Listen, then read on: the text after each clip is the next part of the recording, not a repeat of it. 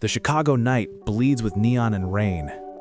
Wet asphalt mirrors the chaos of the city as Maya Torres runs through it, her breath tearing through the air like broken glass.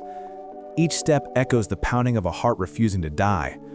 The storm hides her tears, but not the terror snapping at her heels. Behind her, a shadow grows, a man's silhouette distorted by streetlights and anger. Her heels slip against the slick pavement. She catches herself against a brick wall painted with peeling graffiti. Horns blare. Crowds pass without seeing.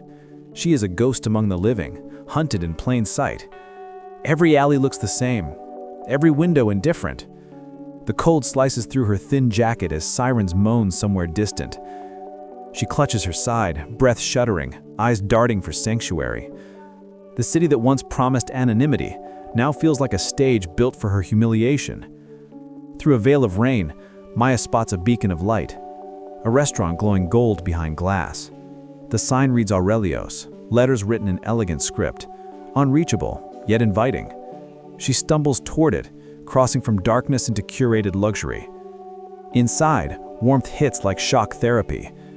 Polished marble floors, soft jazz, waiters in black gloves. Her soaked hair sticks to her face, leaving dark trails down her cheeks. Patrons glance up, offended by her intrusion into their safe, expensive world.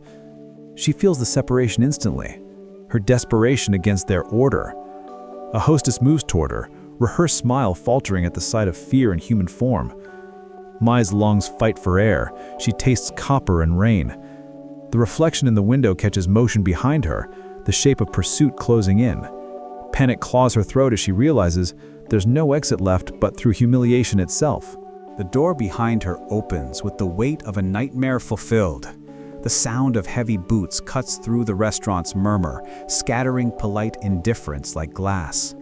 Maya freezes, her body trembling with exhaustion, hair dripping onto polished stone. She senses eyes turning, forks pausing midair, conversation stalling under tension's invisible hand.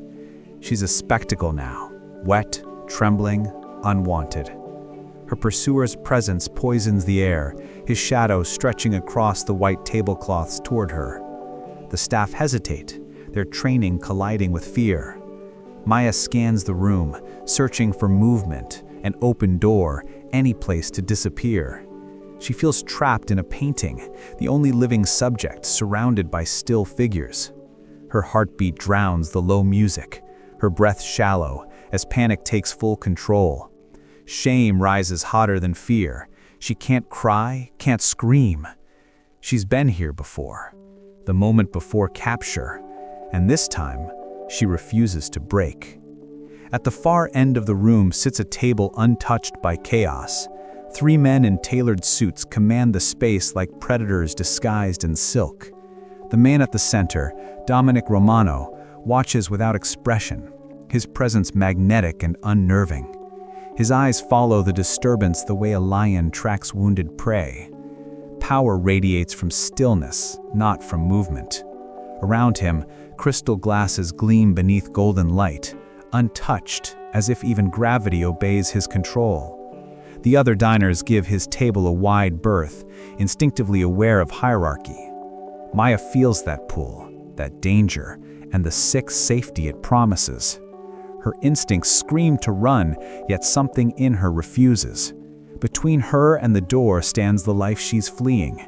Between her and this man sits a different kind of danger, colder, calculated, absolute. Survival demands a choice, and she has seconds left to make it. The decision is instinct, not reason. Maya drops low, her knees hitting marble, palms sliding across the wet surface. Gasps ripple through the dining room as she crawls between tables, dragging fear behind her like a shadow. She spots the semicircular booth where the dark-suited men sit, a throne built for judgment. Her vision tunnels. All that exists is space under that table, a sanctuary no one sane would choose. She slides across the polished floor, heart pounding, breath shallow, until her body folds into the darkness between Dominic Romano's legs. The scent of his cologne, expensive and dangerous, wraps around her like smoke. Every eye in the restaurant turns toward the impossible sight, a drenched stranger hiding at the feet of Chicago's most feared man. Silence holds the room captive, time suspended between disbelief and consequence. Maya presses herself against the leather booth, every nerve raw and alert. Her lungs seize with fear, her body shaking so violently she can feel her heartbeat in her fingertips. Above her, the world exists in another dimension, one of power, poise, and absolute control. She senses the man's stillness before she dares to look up.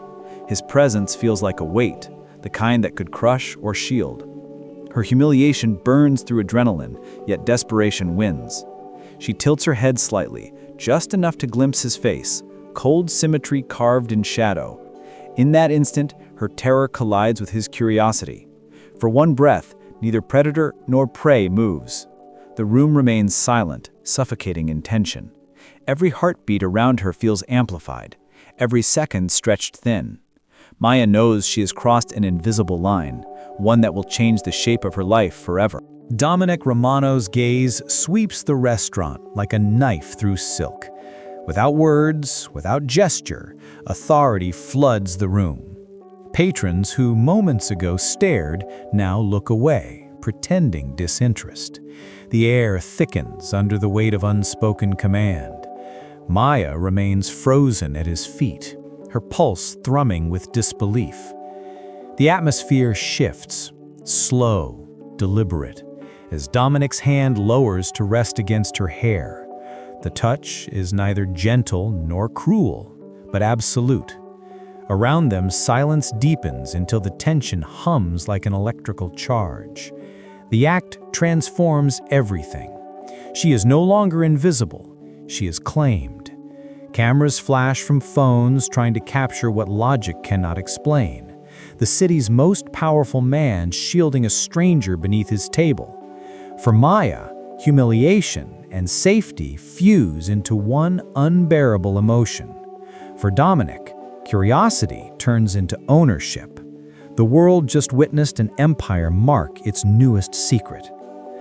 Every sound returns in fragments, a fork clinking, a breath caught, the low hum of disbelief.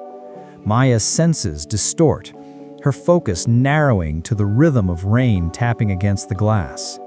The restaurant's luxury feels obscene now, every shimmer a reminder of her intrusion. Yet no one moves. They are participants in a ritual neither side understands. Dominic's hand lingers, unhurried, his stillness rewriting the rules of power before an unwilling audience. Across the room, the man who chased her stands exposed, fury drained by the spectacle. The weight of the crowd's gaze turns him small, irrelevant. Maya sees it, the first crack in his dominance, a humiliation witnessed by strangers. Shame becomes her armor. In that public stillness, she begins to reclaim what fear stole.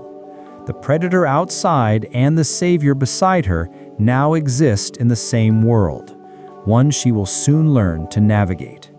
Tension releases, like a held breath snapping in half. Movement returns, slow, purposeful, orchestrated. Dominic straightens, his posture dictating every reaction in the room. Waiters avert their eyes. The hostess lowers her gaze. The man who chased Maya stumbles backward, confusion mixing with rage. The equilibrium has shifted beyond repair. Without raising his voice, Dominic makes himself a wall between Maya and the world. The restaurant feels smaller, its air charged with silent consequence. Maya's body still shakes beneath the table, adrenaline leaving her hollow. The moment stretches until the intruder's courage dissolves completely. What follows is not noise, but exile. The sound of retreat, heavy footsteps dragging humiliation through marble silence. Maya's mind blurs from fear into disbelief. She has been rescued not by kindness, but by power. And in a city built on appearances, that distinction is everything. The doors close behind the defeated man, sealing the moment in myth. Outside, paparazzi lights flare, capturing his retreat, turning shame into evidence. Inside, the rhythm of luxury resumes, Too quickly, too perfectly, as though the interruption never happened. Maya slowly rises, legs weak, drenched hair clinging to her cheeks. Across from her, Dominic Romano watches with unreadable calm. His empire of stillness swallows her fear whole. Around them whispers ripple, fascination, envy, judgment. The image will travel faster than any truth, a powerful man shielding a broken woman, a spectacle of control mistaken for compassion. Maya senses it already, her anonymity dying under the flash of lenses. She is now part of something far larger, darker, and irreversible. As the rain outside turns to mist, she realizes survival always demands a price, and she has just agreed to pay it in full. The restaurant exhales once the threat is gone. Waiters resume motion with trembling hands, pretending to restore normalcy. Maya stands beside the booth, drenched and hollow, aware that every eye has cataloged her shame. Dominic remains seated, his glass untouched, steadying her as if decoding an artifact. The world outside flashes white with cameras, freezing her fear in photographs destined for headlines. Within that hush, the illusion of safety wraps around her like smoke. The city will not remember the chase or her terror, only the image of a woman at the mercy of power. Dominic gestures once, and a path opens through the diners. His men appear from nowhere, silent and efficient, escorting her toward the door. The marble beneath her feet gleams like a stage floor after the curtain falls. Somewhere behind her, laughter resumes, brittle and forced. The performance is over, but the story has just begun. Rain still falls when Maya steps outside. A sleek black sedan waits, its windows reflecting the lightning that splits the skyline. Inside, warmth and silence replace the noise of the city. Her pulse begins to slow, but unease remains, coiling in her chest. The man beside her radiates control, even in stillness. Every gesture is deliberate, every glance calculated. She catches the faint scent of tobacco and iron. The rhythm of the wipers beats against her nerves. Her reflection in the glass looks like a stranger, a woman whose fate has been rewritten without consent. Through brief flashes of passing streetlights, she reads the embossed nameplate on his briefcase. Dominic Romano. Recognition sinks like a stone through cold water. She has heard that name whispered in bars, printed in scandals, attached to power that bends politicians. She understands too late. She has not escaped danger. She has entered its heart. The car glides through the financial district, neon washing across steel towers. Dominic's convoy moves with silent precision. 2 vehicles ahead, 1 behind. Each turn feels choreographed, each red light timed to convenience. Maya watches reflections instead of people, dark suits, concealed weapons, the shape of a world she never knew existed. Her thoughts spiral between disbelief and instinctive calculation. She recalls stories of women who vanished into protection that felt like cages. Dominic's profile in the dim interior light reveals nothing human, only architecture of control. Yet beneath the intimidation lies something colder than cruelty, detachment. She senses a man who calculates emotion like profit. When the car finally turns toward the lake, she glimpses the mansion on the hill, gates wrought in iron, cameras blinking like eyes. The moment the locks click behind her, she knows freedom is no longer the measure of survival. The estate looms against the skyline, all sharp edges and silent guards. Rainwater slides off its marble facade like the skin of something untouchable. Inside, light glows low and deliberate, illuminating corridors lined with portraits that never smile. Maya's footsteps echo too loudly, betraying every hesitation. She feels small beneath ceilings meant to humble kings. Somewhere distant, a clock chimes, the sound of order built from fear. Leon Grant appears briefly, assessing her with the precision of a soldier, and Zorichi follows, his gaze colder, calculating. They speak without words, communicating in glances that measure her worth as risk, not person. Maya senses herself becoming inventory in a system that thrives on control. Through a tall window, she sees the lake boiling under wind. whitecaps glowing like warning signals. In the reflection, she recognizes what the city will soon see, a stranger standing at the threshold of empire. Morning comes gray and airless. The storm has spent itself, leaving streets washed clean but restless. The same car that brought her now waits to deliver her deeper into Dominic Romano's domain. Maya sits in the back seat as the city recedes behind tinted glass, her clothes replaced with something dry yet foreign, chosen by unseen hands. The vehicle moves smoothly, insulated from sound and consequence. Outside, Chicago awakes, unaware that its newest rumor rides quietly through its veins. Her body aches from adrenaline. Her mind floats between disbelief and resignation. She studies her reflection in the rear window, fragile and armored at once. Every movement of the car feels rehearsed, every turn a statement of power. When they pass the city limits, a private road rises ahead, flanked by oak trees that hide the sky. The path narrows until the mansion swallows them whole, and the world forgets her name. Dominic Romano's home stands like a fortress pretending to be art. Columns reach skyward, cold and precise, while rainwater pools in marble fountains untouched by leaves or decay. The air smells of money and chlorine, a blend of beauty and control. Guards linger in shadows, their silence louder than footsteps. Inside, floors gleam beneath antique chandeliers. Each hallway curves like a question no one answers. Maya walks behind Leon Grant, her shoes sinking softly into Persian carpets that could pay her rent for a decade.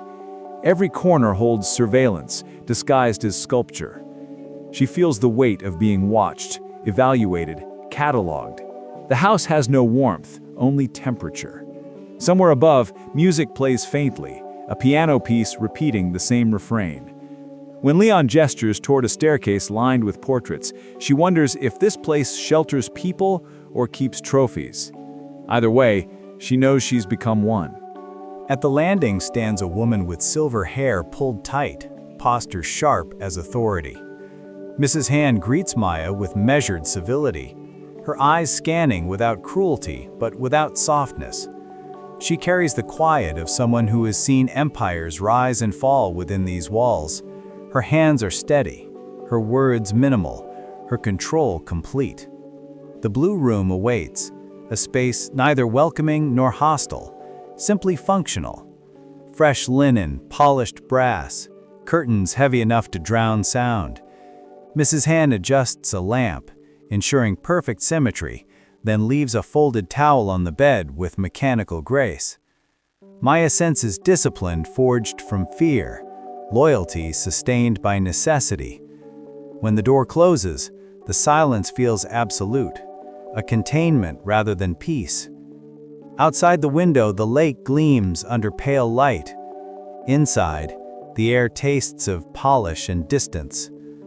Maya sits on the edge of the bed and understands she's not a guest. She's inventory. Footsteps tap lightly across the upper landing, smaller, uncertain, curious. Maya looks up to see a girl, perhaps 10, standing at the top of the staircase, hair dark like her guardian's, but softened by innocence. Sophia Romano watches the newcomer with wide, unguarded interest. The house seems to hold its breath around her, protective yet suffocating. She doesn't speak, only tilts her head, measuring the stranger's intentions. Maya senses intelligence behind the silence, the kind that reads emotion faster than words. For the first time since the chase, she feels something other than fear, the echo of human connection. Yet even here, tenderness carries weight. In this house, nothing exists without purpose. Sophia's presence hints at the man's hidden humanity, but also his vulnerability. As the girl disappears down the corridor, the mansion exhales again, its heartbeat mechanical, its beauty sterile. Maya realizes softness here is both rare and dangerous. Later, Maya finds the child again in a study lined with dusty books. Light filters through high windows, painting the room in amber tones. Sophia Romano sits at a desk surrounded by notebooks filled with careful drawings and strange symbols. When she notices Maya, she smiles, not shyly, but expectantly. Her hands begin to move in swift, graceful shapes. The motions are precise, practiced, fluent in silence. Maya's instincts respond before thought. Her own hands echo the rhythm, replying in the same language. Surprise blooms across the child's face, then delight. For a moment, the oppressive house seems to breathe. Their silent exchange bridges two worlds, one of fear, one of innocence. From the doorway, unseen, Dominic watches the scene unfold, the lines of his face softening by fractions.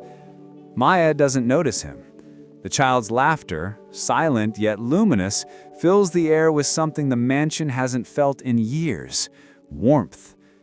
Afternoon settles across the estate like gold dust on cold marble. In the garden beyond the study, light fractures through glass conservatories, scattering reflections over polished floors. Maya walks beside Sophia among orchids too perfect to smell real. The air hums with sprinklers and distant lake wind.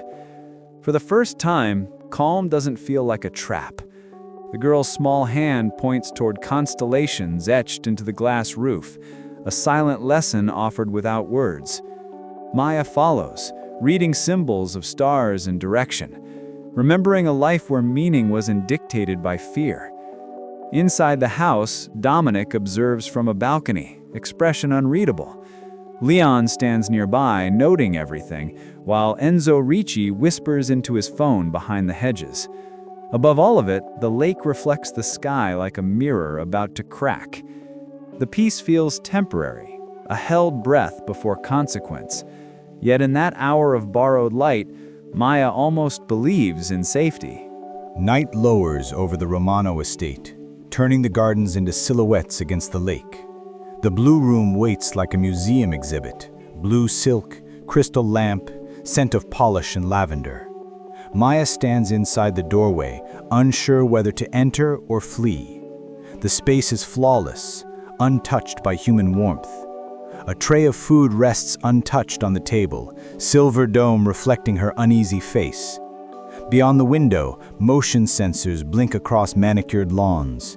Every detail whispers containment, dressed as luxury. The wardrobe holds clothing in her size, tags removed. Someone has prepared for her arrival before she existed here. When she lies down, the mattress conforms perfectly, trapping her in comfort that feels like surrender. The wind rattles the panes. Somewhere far below, the lake slaps against stone.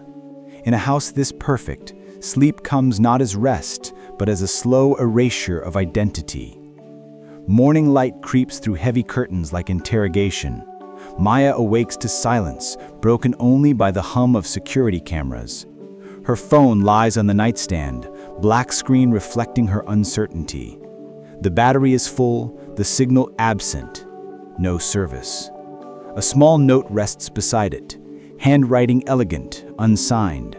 The words are simple. For your safety, remain inside. She feels the chill of authority in every stroke of ink. Outside the door, footsteps approach, then fade. Control here is architectural. Even air moves on command. She tries the phone again. Nothing. Isolation presses from all sides, softened by expensive fabrics and curated serenity. In the mirror, her face looks foreign, framed by unfamiliar clothes. The reflection blinks back, a version of herself owned by circumstance. Somewhere in the house, a clock ticks in perfect rhythm with unseen surveillance. Each second becomes proof that freedom has been traded for protection she never asked for. Sleep fractures under memory's weight. The night returns, the shouting, the crack of a hand across her cheek, the sound of glass shattering. She remembers the small apartment, walls thin enough to hear the neighbors pretend not to notice. Derek Hale's anger had rhythm. Apologies always followed bruises. The cycle repeated until fear felt normal. She recalls police lights once, faint blue against curtains, officers who shrugged at domestic noise. His charm dissolved every report, his lies polished to precision. The past and present blur until the marble floor beneath her feels like the same trap in a different color. The difference now is scale, fear wrapped in silk instead of dust. She realizes the bruises are gone, but the ache remains, internal, permanent. Outside, the rain returns, tapping against the windows like memories begging to be let in. She closes her eyes, knowing safety and captivity can look identical in the dark. The smell of coffee leads her toward the dining room, vast and echoing with restrained energy. Dominic sits at the head of the table, reading documents with surgical focus, while Leon Grant monitors a phone by the wall. Enzo Ricci stands nearby, face carved in polite resentment. The morning operates like a board meeting disguised as breakfast. Maya feels the hierarchy before she understands it. Orders are exchanged without voices raised, decisions made without emotion. Her presence alters the rhythm. Conversation pauses, resumes in a lower tone. Dominic's attention moves to her briefly, acknowledging but not addressing. She sits because refusing would make her visible. Every sound, the clink of porcelain, the whisper of paper, feels orchestrated. When she reaches for her cup, Leon's eyes track the movement, protective yet assessing. She realizes control here is not maintained through violence, but through precision. Power doesn't shout, it edits silence until obedience sounds natural. Steam rises from untouched coffee, tracing brief ghosts in the air. Maya watches it curl, hypnotized by the illusion of escape. Across the table, Dominic finishes a call, expression unreadable. The distance between them measures more than space. It's the gulf between worlds. She studies his movements, the deliberate pace, the calm that masks calculation. Every gesture radiates discipline honed by necessity. Around him, wealth behaves like gravity, pulling everything into order. Yet beneath it, she senses fatigue, a man accustomed to control, but starved for simplicity. When his eyes lift, her instincts spark with warning, but there is no threat, only analysis. The exchange lasts seconds, yet rearranges the room's temperature. She sees in him not kindness, but curiosity, the dangerous kind that collects people. When he stands, the chair barely whispers against marble. The scent he leaves behind is memory and intent mixed into one, warning and invitation entwined. After breakfast, the corridors feel longer. Guards vanish when she turns corners, as if space adjusts to her presence. Maya walks until the architecture bends her back toward the main hall. Dominic's world has invisible lines she keeps crossing by accident.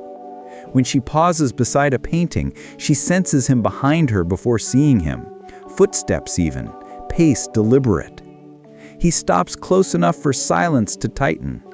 The atmosphere thickens, charged with hierarchy rather than intimacy. In this house, authority is temperature. She feels it rising. Her instinct to rebel wakes like an old scar. Fear demands obedience. Pride demands defiance. She realizes survival requires both. When he leaves without a word, the corridor seems to exhale. Control here functions like gravity. Resist it and it hurts. Accept it and it owns you. Either way, she's learning the cost of existing in someone else's orbit. Late afternoon light spills through tall windows as Sophia returns from school, hair tangled by lake wind. She finds Maya in the conservatory, surrounded by plants too well kept to seem real. The child approaches with the fearless curiosity only the young possess. Her hands move quickly in sign, questions about stars, colors, books.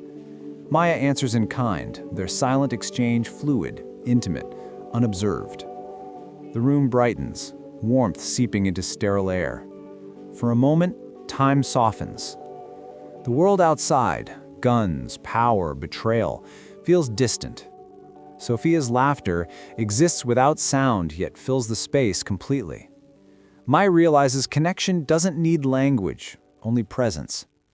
When the lesson ends, the girl hugs her impulsively before darting away, leaving faint traces of innocence in her wake. In a mansion built on intimidation, a single child's trust becomes rebellion. Maya senses the shift deep inside, the first genuine emotion that isn't fear since the night she ran. Evening deepens, painting the mansion in layers of shadow. Maya sits reading to herself while the house settles into its ritual quiet.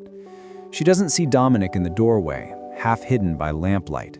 He watches the curve of her posture, the calm returning to a woman who has known chaos too long. To him, she is anomaly and temptation wrapped in vulnerability. Her presence alters the rhythm of the house. Even the guards move differently now. Leon Grant observes too, a silent witness to his employer's distraction. In another wing, Enzo Ricci makes a quiet call, voice low, words deliberate. The conversation ends with a promise that sounds like treachery. The estate hums beneath the surface, beautiful but cracked. Maya closes her book, unaware of the attention orbiting her. Outside, thunder flickers again across the lake, distant but approaching, a storm echoing the one already forming inside these walls. Night cloaks the estate in artificial calm. Security lights blink in rhythm with Enzo Ricci's heartbeat as he stands beneath the balcony speaking into his phone. His tone is measured, his words clinical, describing movements, routines, weaknesses. On the other end, Vince Carbone listens, patience coiled like a blade. The betrayal sounds almost affectionate, the way employees discuss inventory. Inside, Maya sleeps under a blanket that still smells of unfamiliar detergent. Above her, a camera pivots silently toward the window, directed by unseen command. Enzo ends the call, pockets the device, and stares across the gardens toward the city's glow. Ambition hides well in darkness. He convinces himself loyalty has simply evolved into practicality. In another room, Dominic works late, unaware that his empire has already been breached from within. The lake reflects lightning once more, brief, blinding, prophetic. Some betrayals arrive like whispers, others like storms with names already chosen. The next morning begins too quiet. The sky over the lake hangs heavy with clouds bruised purple at the edges. Inside the estate, even the servants move slower, as if sensing the pressure drop. Maya stands near the window of her room, staring at the reflection of herself against the gathering storm. Her phone buzzes on the dresser, a new device provided by security. A single message glows on the screen, sender unknown. You're still mine. The words drain color from the day. Beyond the glass, thunder rolls, low and deliberate. She feels the past claw through distance, dragging its weight into the present. Somewhere downstairs, Dominic's men prepare for meetings, unaware that a different battle is already beginning. Rain starts again, tapping the glass like fingers from another world. In its rhythm, Maya hears both warning and promise. Safety is temporary, and storms never end where they begin. Morning light cuts through the tinted windows of Romano Enterprises like cold precision. Dominic arrives with Maya at his side, the city's skyline reflecting against mirrored glass doors. Inside, marble floors and security gates hum with quiet dominance. Cameras pivot, recording every movement. The mafia king parading his unknown companion. Employees pretend not to stare, yet curiosity flickers behind polished professionalism. Maya moves carefully, aware of every lens, every whisper.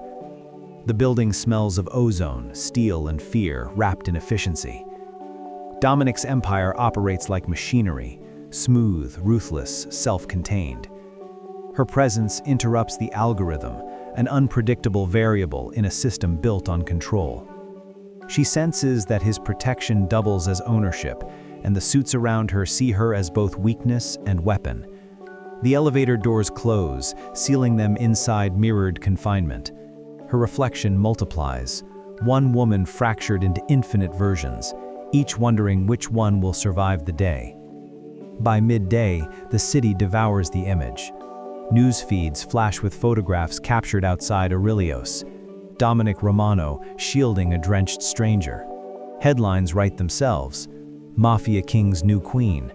The unknown woman who stopped Chicago. In offices, people gossip. In bars, they speculate. Every click feeds the legend. Within the building, screens flicker with coverage while employees feign ignorance. Maya sees her own face across monitors, blurry, vulnerable, unforgettable. The digital echo transforms fear into spectacle. Public fascination becomes another prison, built from pixels and rumor. Dominic's silence fuels the narrative, his indifference weaponized as myth. Maya realizes anonymity is gone forever. The world has chosen her role before she could.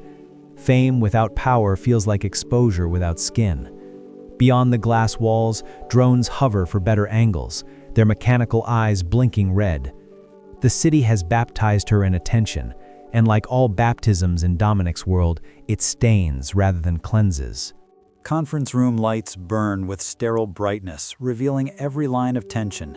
Councilman Reed adjusts his cufflinks beside Union Rep Frank DeLuca, both men pretending neutrality while their eyes betray calculation. Dominic presides at the head of the table, flanked by Leon Grant. Maya sits quietly behind, the only civilian in a war council disguised as corporate strategy. Charts of construction projects cover the wall, profit masked as civic duty. Every question hides accusation, every compliment drips with fear. Her presence unsettles them. She is the unpredictable factor they cannot negotiate with. Dominic's calm suffocates discussion. No one dares name him criminal, yet each breath acknowledges it. Maya watches power unfold in real time, authority maintained not through persuasion, but through pressure. When the meeting adjourns, polite applause masks collective relief. In the corridor, whispers resume like insects after thunder. The empire remains intact, but suspicion has found a foothold. Later, Dominic attends a charity luncheon arranged for public image. Photographers swarm the marble atrium, hungry for vulnerability. Maya stands beside him, composure borrowed from necessity. When a journalist presses too close, Leon steps forward, but Dominic signals restraint. The question lands, personal, invasive, designed to test his control. Cameras wait for anger, but he gives none. Instead, silence fills the gap, heavier than any denial. The crowd interprets it as confirmation, and flashbulbs explode. By refusing to defend himself, he controls the story through absence. Maya watches the maneuver unfold with uneasy admiration. He governs perception like territory. The event continues beneath chandeliers that sparkle like interrogation lights. Every handshake becomes performance, every smile a transaction. When they finally exit, applause echoes faintly, approval mixed with fear. Outside, wind scatters flyers across wet pavement, headlines multiplying. In this city, power doesn't explain itself, it simply endures until belief obeys. Back at the estate, Dominic's composure fractures in private. Leon Grant closes the study doors, muting the outside world. Maps and financial ledgers litter the desk. Threads of betrayal begin to converge. Dominic traces patterns across them, linking names to outcomes. The empire runs on discipline, yet corruption has slipped inside like smoke. Maya's arrival has accelerated everything. Alliances shifting, loyalties tested. Leon warns of leaks, but the culprit remains invisible. The storm outside beats against glass panes, echoing tension inside. Maya passes the doorway unnoticed, catching fragments of voices that sound less like conversation and more like containment. The house feels alive again, not with warmth, but with approaching violence. Dominic's control returns, colder, sharper. Plans form, revenge camouflaged as order. Upstairs, the chandeliers tremble with thunder. The equilibrium between power and chaos narrows to a thread, and everyone inside the mansion walks it without knowing. Across the city, Derek Hale steps from a taxi beneath unfinished concrete columns of a construction site owned by Vince Carbone. The skeletal building rises against the gray skyline, cables swaying in wind. Men smoke in shadows, pretending not to watch. Derek enters through scaffolding, carrying desperation like currency. His suit no longer fits. Arrogance has turned to calculation. Vince waits somewhere above, a phantom directing ruin. The two share common hunger, control lost, control reclaimed. In that half-built tower, their alliance begins on the foundation of mutual hatred. They trade fragments of plans, each believing he manipulates the other. Beneath their feet, rainwater collects in steel frames, reflecting ghosts of ambition. Trucks grind against gravel, carrying materials for futures already condemned. The city outside moves indifferent, unaware that vengeance has just acquired blueprints. When Derek leaves, wind scatters dust across his shoes like warning, but he no longer listens. The following night, a black sedan idles beneath the L tracks. Derek sits inside, illuminated by the pulse of passing trains. In his hands lies a folder filled with stolen documents, contracts, permits, hidden accounts tied to Romano fronts. He imagines redemption through betrayal. The driver waits silently, radio off, engine steady. When Vince Carbone's emissary enters, the exchange is wordless. Paper for promise, vengeance for validation. The transaction seals Derek's descent into something smaller than hatred, dependency. Above them, trains screen past, showering sparks like applause for sin. He steps out into the alley smelling of rain and oil, lighter by one secret and heavier by one lie. The city absorbs him again, its alleys echoing footsteps that no longer sound human. Far uptown, encrypted emails begin to move through servers, igniting suspicion inside Dominic's network. The first domino falls unseen, yet its echo will reach every corridor of power. Inside the Romano mansion, trust decays in silence. Dominic senses imbalance, but can't trace its source. Leon grows restless, double-checking security logs that no longer align. Enzo Ricci moves through the house with measured calm, concealing deceit beneath professionalism. Each day, he feeds Vince fragments of information, delivery schedules, access codes, guard rotations. The betrayal unfolds like rot under polished wood, invisible until collapse. Maya notices the subtle changes first. Extra men on duty, hushed arguments near the stairwell, eyes that avoid contact. Fear hums beneath the surface, disguised as protocol. The air feels thicker, carrying secrets in its weight. At night, she watches lights flicker across the lake, unaware they mark surveillance signals. Inside these walls, loyalty is currency, and someone is counterfeiting it perfectly. The Empire still appears whole, but the poison has reached its bloodstream.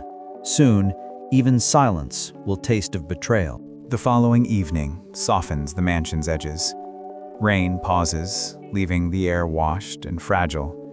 In the library, Maya sits with Sofia Romano, reading aloud from pages the child can only follow through gesture. Each movement of Maya's hands paints pictures, and the girl's eyes gleam with trust.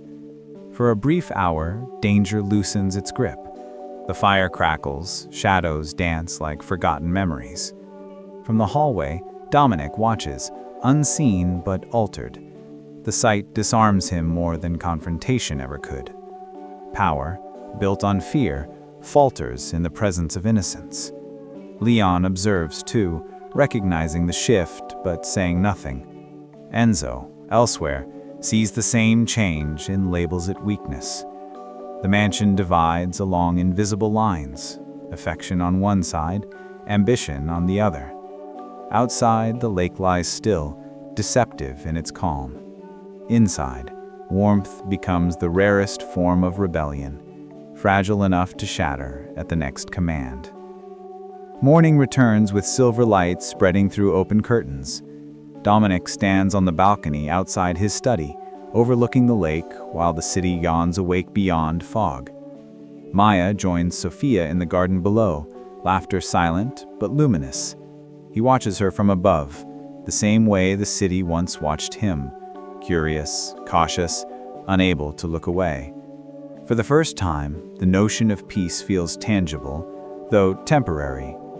He attempts to mimic Sofia's sign for gratitude later, his hand uncertain, the gesture clumsy yet honest. The act surprises even him. Control has defined his existence. Empathy feels foreign. Maya notices from across the room, offering a faint smile that neither invites nor rejects. The moment passes quickly. but it leaves a crack in the armor of dominance.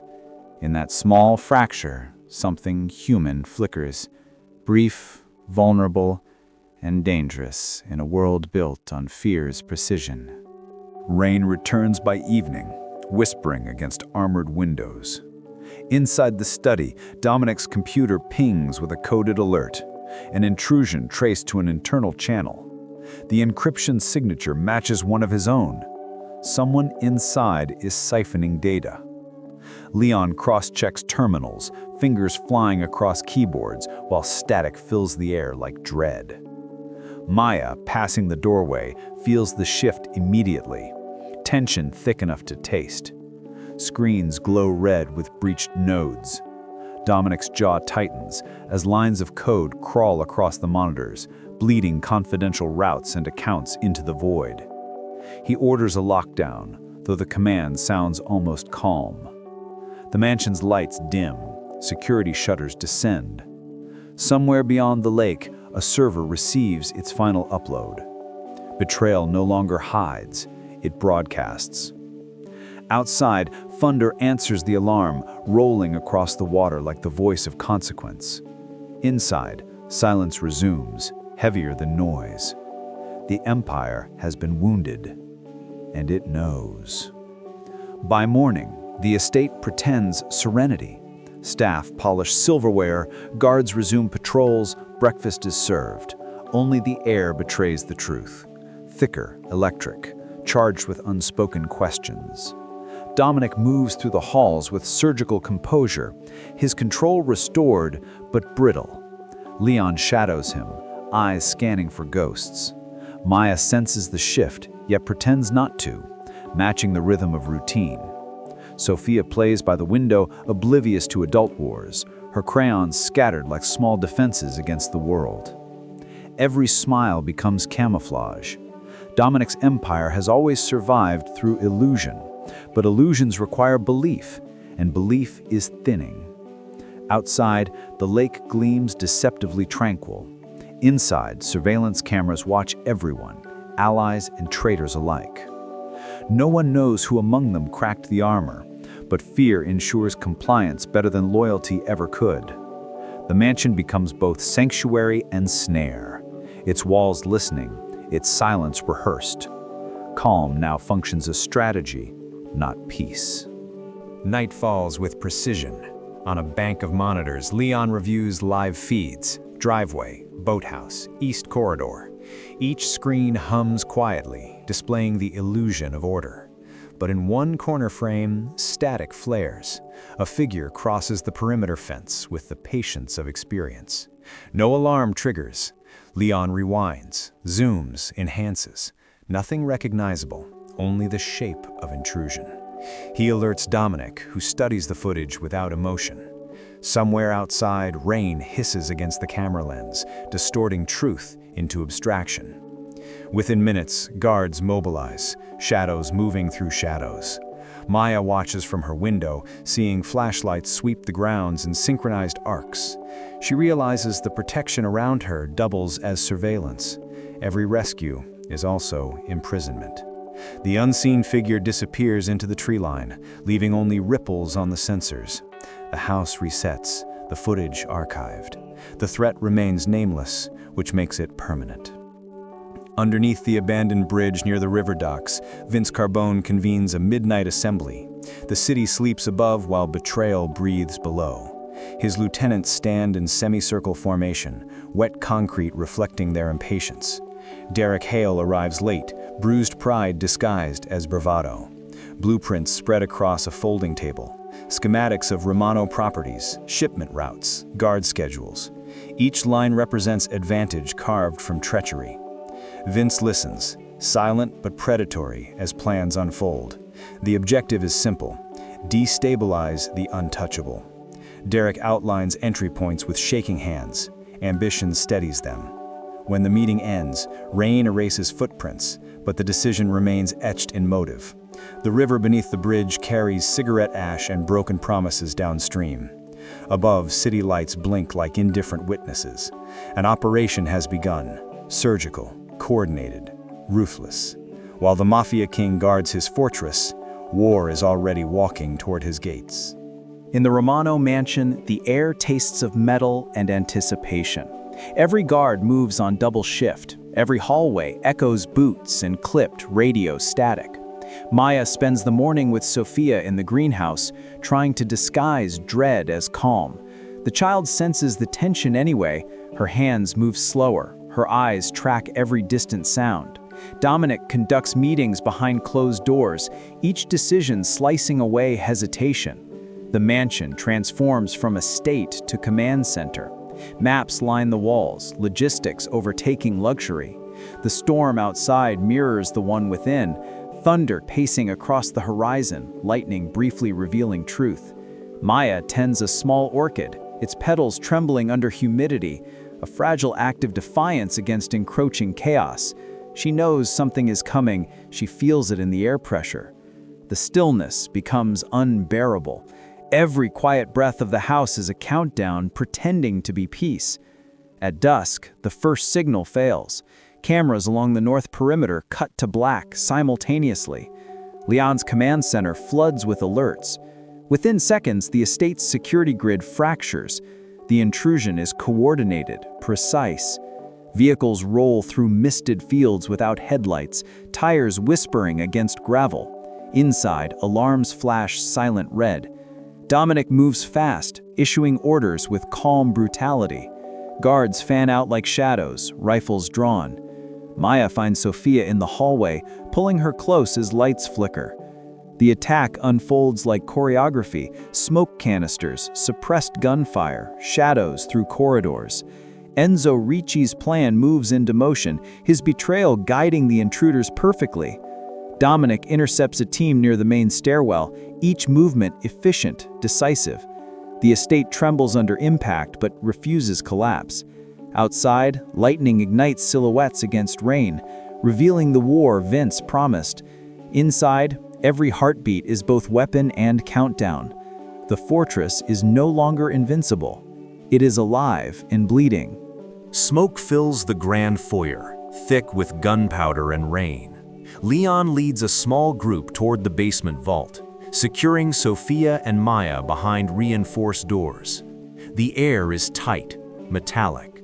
Above them, footsteps echo, enemy boots invading holy ground. Dominic's voice crackles over the comms, ordering containment rather than retreat. Every corridor becomes a maze of survival. Maya presses Sophia's face against her shoulder, feeling the girl's trembling calm. Fear transforms into purpose.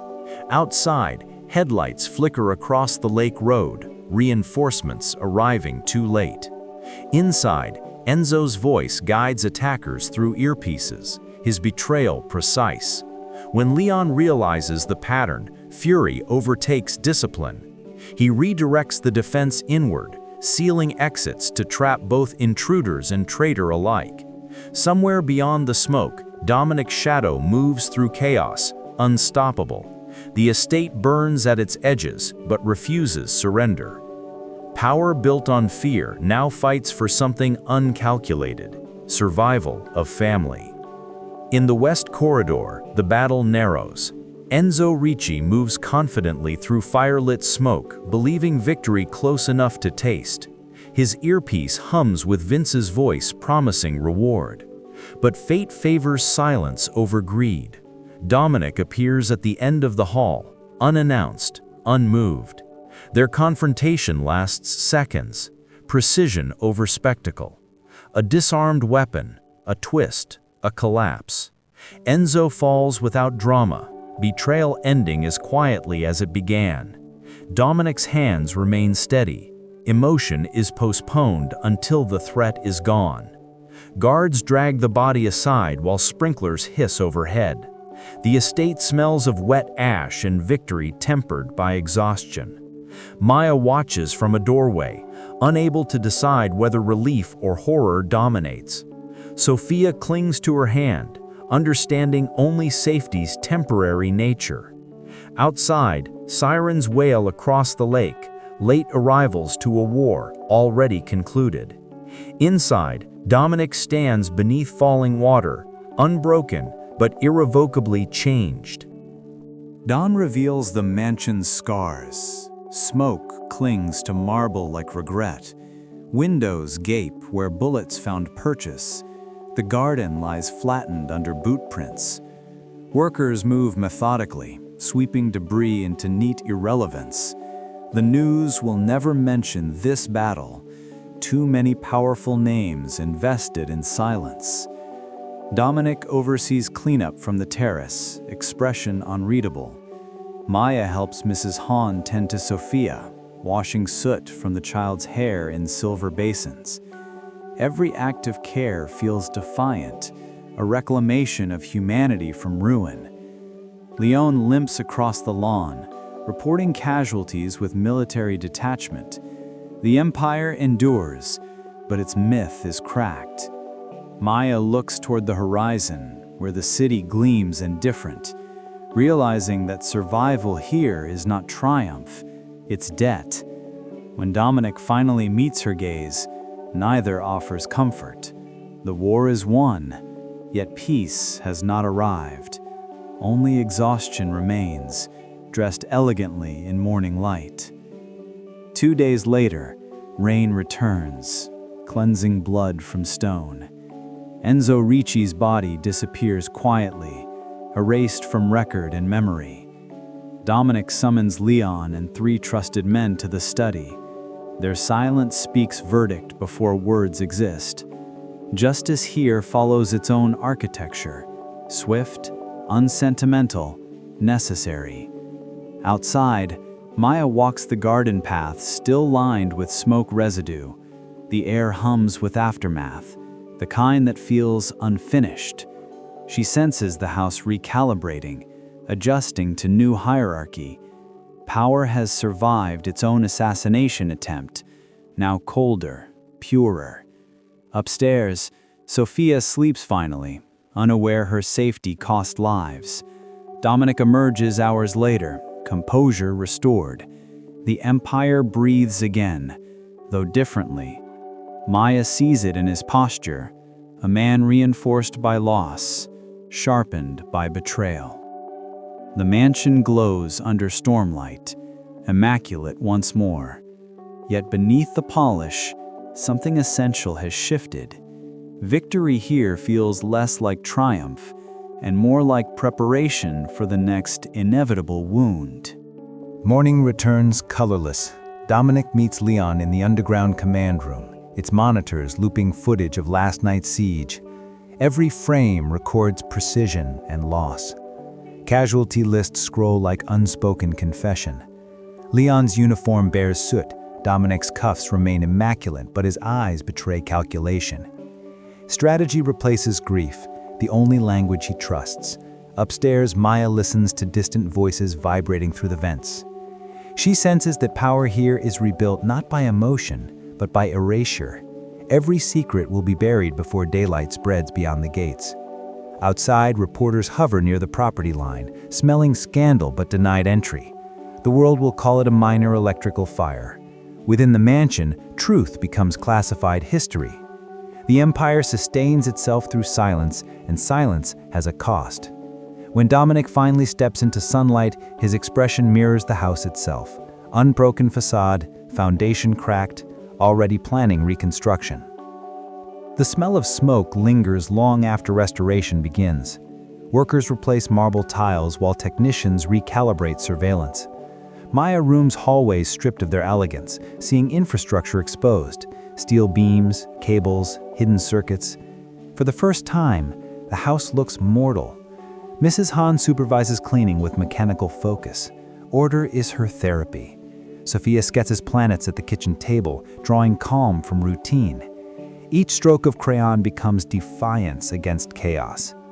Maya joins her briefly, tracing circles of orbit, realizing that safety and captivity share the same geometry.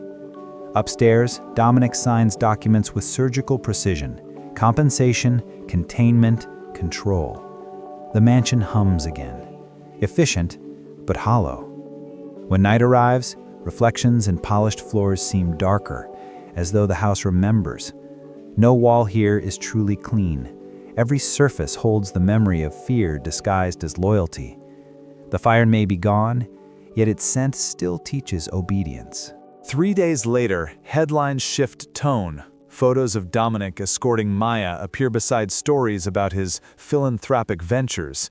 The media reframes violence into intrigue. Pundits debate whether the mafia king has turned legitimate, while gossip columns rename Maya the woman who tamed the empire. Online, fascination burns brighter than suspicion. The world forgets bodies, remembering only romance. Inside the corporation's glass tower, board members read coverage with relief. Image management is cheaper than damage control. Maya watches newsreels from Dominic's office, her face frozen on every screen, a commodity in circulation. The irony tastes metallic. She once hid to survive, now exposure protects her. Dominic enters midway through the broadcast, silent approval replacing words. Reputation becomes currency. She is now part of its exchange rate. Outside, drones hover over the building, capturing proof that myths heal faster than people. The narrative has been rewritten again, perfectly false, dangerously effective. The estate transforms under relentless order. New security wings rise from cleared debris. Glass panels replace shattered ones. Landscapers restore symmetry to wounded gardens.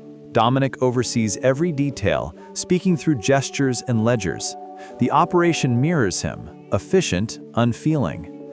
Maya assists Mrs. Hahn with logistics, her presence now accepted, even necessary. Workers move under strict rhythm, unaware they're repairing metaphor as much as structure. At dusk, spotlights ignite across the property, washing everything in sterile brightness. From above, the mansion glows immaculate, yet beneath soil lie buried shell casings and unsaid names. Maya feels the contradiction pulsing beneath perfection. Progress here means forgetting faster. When night fully falls, the estate looks untouched, reborn from violence into performance. The illusion is flawless, almost holy. But in quiet corners where light fails, the shadows remain loyal to truth, waiting for memory to reclaim its shape. A week later, Leon escorts a city inspector through rebuilt corridors. The man praises efficiency, signs paperwork, and leaves without questions. Corruption has choreography. As the convoy departs, Maya observes from a balcony, recognizing the dance of politics disguised as oversight. Dominic watches too, expression unreadable. His world sustains itself through such performances, legitimacy rehearsed until believable. After the guests depart, silence returns heavier than applause. Sophia plays piano in the distant parlor, soft notes echoing through marble halls like fragile hope. For the first time, Maya sees fatigue in Dominic's shoulders, the kind born from perpetual vigilance. Power consumes even its wielder. She wonders whether empires end not by war, but by exhaustion. The sunset bleeds across the lake, painting serenity over scars. The illusion of peace feels almost merciful. Almost. Night brings insomnia. Maya walks corridors lit only by security lights, passing portraits whose painted eyes seem newly aware. Every corner hums faintly with the machinery of surveillance. Downstairs, she pauses near the study door, hearing Dominic's low voice through a phone call. Calm, deliberate, lethal in subtext. Even victory requires maintenance. She retreats before the conversation ends. In her room, the mirror catches movement, the faint shimmer of reflection layered upon reflection. For an instant, she sees the frightened woman from that restaurant floor overlaying the composed figure she has become. The difference is survival, not freedom. Outside, the wind rattles the shutters like warning. The mansion sleeps, but its ghosts remain wide awake, rehearsing trauma between the walls.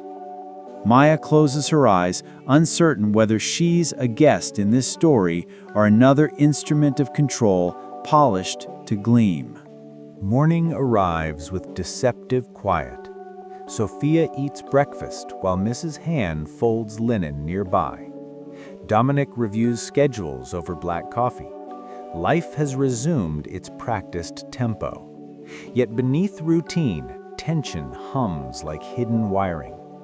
Maya drives with Sophia to the lakeside school, escorted by 2 cars of security. The illusion of normality plays across reflective windows. Child, guardian, convoy. Inside the classroom, teachers greet with rehearsed smiles. Fear of her employer's name ensures politeness. When they return, sunlight glints off the repaired gates. For a fleeting moment, calm feels real. Birds circle above the water, indifferent to human wars. Maya exhales, almost believing peace might linger. Then a single message vibrates her phone. Blocked number, no words, only an image. The restaurant where it all began. Fear resurrects instantly, proving trauma never dies. It only hibernates until summoned by memory's precision. That night, Dominic stands in the greenhouse, surrounded by humidity and the scent of orchids. Maya joins him, silent at first. The air between them thickens with recognition. 2 survivors shaped by different violences.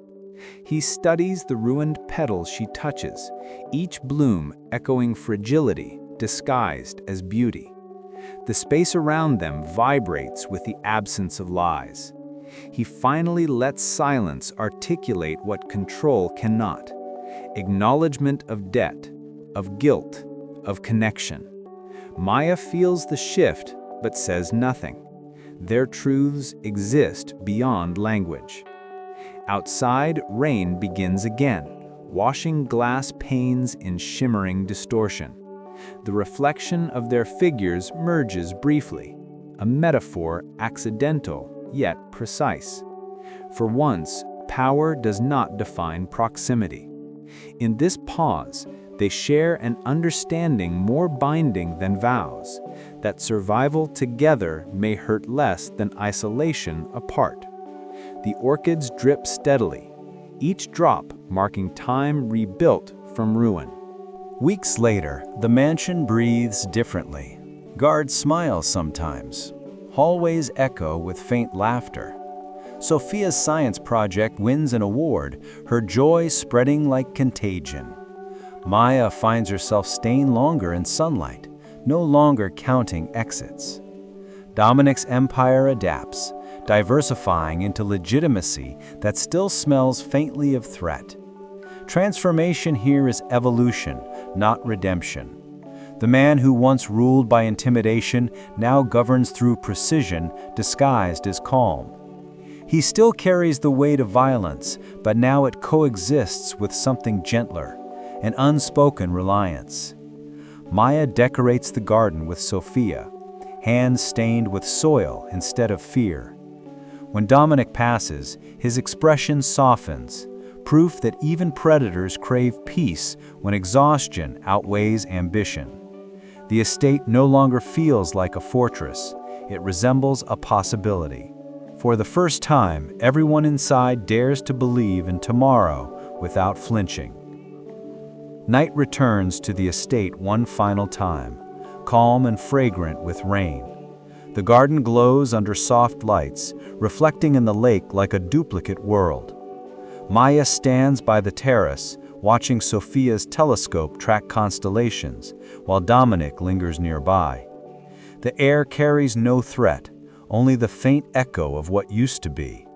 The city's pulse thrums in the distance, distant enough to forget. In the stillness, she realizes survival has matured into belonging.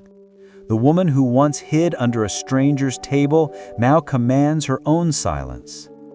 Dominic watches her profile, seeing not the trespasser who invaded his order, but the anchor that steadied it. Inside, Mrs. Hand closes shutters, one by one, sealing the house in ritual calm.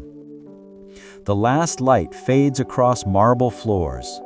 The empire rests, bruised, breathing, human. For the first time, power sleeps beside peace, and both remain awake enough to remember.